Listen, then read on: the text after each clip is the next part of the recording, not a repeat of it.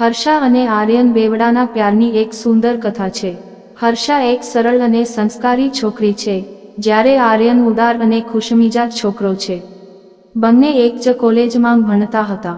આર્યન હંમેશા હર્ષાને પસંદ કરતો, પણ ક્યારેય તેને કહી શક્યો ન હતો।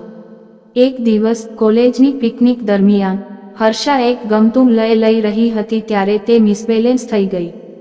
આર્યન તાત્કાલિક તેને સંભાળી ગયો। આ લમ્હે વચ્ચે એક અનોખી કનેક્શન બનાવી।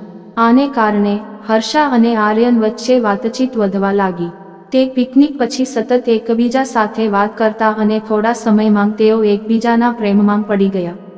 કથાની આ વેળાએ પરિવાર અને સમાજની સ્વીકાર્યતા એક મોટી સમસ્યા બની ગઈ।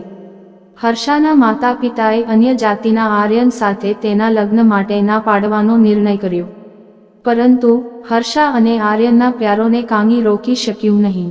તેમણે ધીરજ અને પ્રેમથી દરેક અવરોધને પાર કરી અને અંતે તેમના પ્રેમની જીત થઈ। અંતે પરિવારે તેમના પ્રેમને માન્યતા આપી અને બંનેનું લગ્ન મહોત્સવ ધામધૂમથી ઉજવાયો। આ કથા એ દર્શાવે છે કે સાચા પ્રેમ માટે કોઈ અવરોધ મોટો નથી।